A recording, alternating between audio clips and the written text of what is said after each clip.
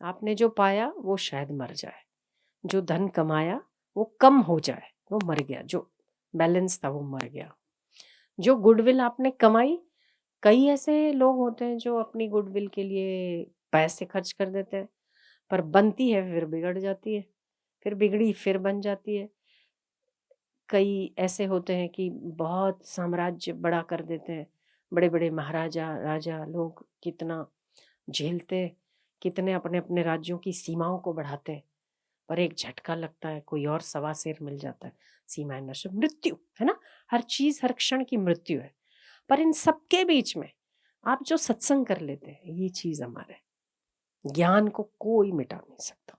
न चोरहार्यम न च राजहार्यम न भातृभाज्यम न च भारकारी। इसको कोई चोर लूट नहीं सकता, कोई राजा कर नहीं डाल सकता। टैक्स फ्री, यहां तो आप कमाओगे तो टैक्स डालना पड़ेगा, है ना। ये भार रूप नहीं होता धरती पर, ये आपको हल्का फूल की तरह रखता है। यही ज्ञान है जिसकी सतत संत महापुरुष वंदना करते हैं, जिसको चोर हरण नहीं कर सकता, जिसको राज्य कोई भातृभाज्यम, कोई भाई भाग नहीं मांग सकता, हिस्सा नहीं मांग सकता इसमें। भाई तेरी ये प्रॉपर्टी है, तूने इतना ज्ञान संपादन किया है, मुझे हिस्सा दे, कोई नहीं बोल सकता। जितना ज्ञान है वो आपका है। इसीलिए ज्ञान का आश्रय लेना चाहिए। जितना आपने सत्कर्म कर लिया, आपने कई नकारात्मकताओं से गुजरे होंगे, पर जब कभी आपने सत्संग सुना होगा, उसका एक वाक्य भी आपको खड़ा कर देता है। ये अमरता है, बोलो है कि नहीं। और जो व्यक्ति सत्संग सुने हुए का आदर नहीं करता, उसके जैसा दुर्भागी इंसान इस धरती पर दूसरा नहीं। सुना है तो आदर करो, सुना है तो इम्प्लीमेंट करो, केवल सुनकर निकाल देने के लिए नहीं। आपने धन कमाया है, धन आपकी तिजोरी में पड़ा है, पर आप अपनी जरूरतों को पूरा नहीं कर रहे हो, न किसी और की जरूरतों को पूरा कर रहे हो, न परिवार की इच्छाओं को संतुष्ट कर रहे हो, तो धन किस काम का? नहीं ना, व्यर्थ है।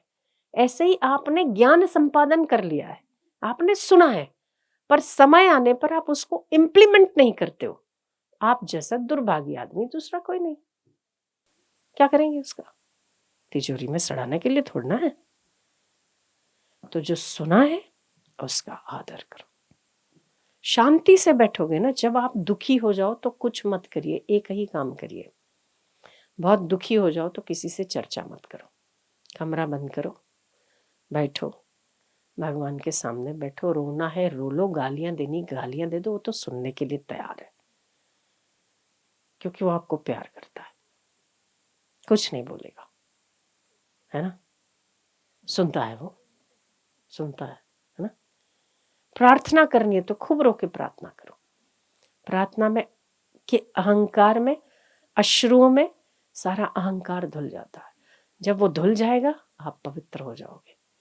ये अश्रु भी वो स्वीकार कर लेता है और आपको पवित्र बना देता है, पर वो अश्रु होने केवल ईश्वर के सामने चाहिए।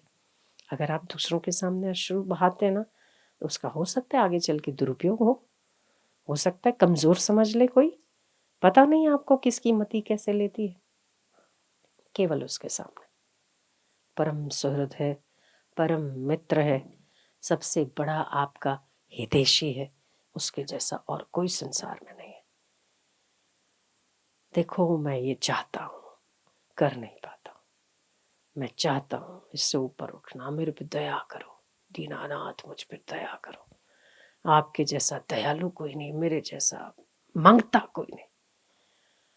बस आपका ना हृदय हृदय पिघल जाना चाहिए, पिघल के आपका काम हो गया, काम हो गया आपका। तो ईश्वर के जैसा इस जगत में कोई दयालु नहीं। और ईश्वर ने जब खुद नहीं आया तो अपने मुख महापुरुषों के मुखारविंद से मिला दिया, ताकि उसके गुणानुवाद सुनकर आप भी तर जाओ। वो जब पैदा नहीं हो सका, उसने महापुरुषों को पैदा कर लिया। चलो समय समय पर महापुरुष आते रहे जगत में, तो अज्ञान रूपी अंधकार धुलता रहे, नकारात्मक ऊर्जाओं पर सकारात्मक ऊर्जाएं भारी पड़ती रहे,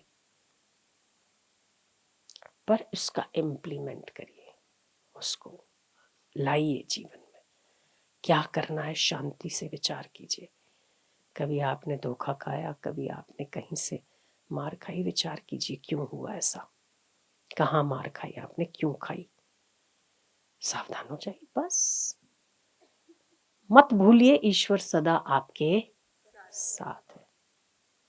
कुछ भी करते हैं आप उसकी देखरेख में करते हैं। ये है कि हम अपनी वासनाओं के चलते काम उल्टे करते हैं। वो नहीं छोड़ता, हम छोड़ते हैं। तो जब छोड़ते थप्पड़ मारता है, फिर से घूम कर लौट जाइए, कुछ भी नहीं। तो ईश्वर सदा आपके साथ है, या तो इसको दृढ़ करो, या तो जो भी है गुजर जा रहा है। अगर अच्छी स्थिति नहीं रही तो बुरी कितनी रहेगी, बुरी भी तो नहीं रहेगी, है ना। ये भी चली जाएगी, जाने दो, वो मेरे साथ है, वो मेरा अहित नहीं कर रहा है, बस। तो ज्यादा कहने से कोई लाभ नहीं है। जितना सत्संग आप ग्रहण कर सकते हो, जितना उसे इम्प्लीमेंट कर सकते हो, उतना आपका है। ये अमर है, इसमें कोई भाग नहीं डाल सकता। कोई परिवार वाला ये नहीं कह सकता जमीन मेरी है, 4 हिस्से होंगे। हाँ, कोई नहीं कहेगा। आपका ज्ञान आपके पास है, तो सतत अपने आप पर निगरानी रखिए, इसी ज्ञान को दूसरों में बांटिए। बस आप सकारात्मक बने, दूसरों को बनाइए। आप मुस्कुराए हैं, दूसरों को मुस्कुराने दीजिए। दुख अपने लिए छोड़ दीजिए, सुख दूसरों को बांटने के लिए रखिए। दुख आप उठाइए, हमने कहा ना, कांटों पर तो हम बहुत चले आपके लिए, कांटे तो हमने सहे, पर आपको तो सुख दिया ना। तो सुख दूसरों के लिए रखिए, दुख स्वयं लीजिए, दूसरों को सदैव सुख बांटते रहिए।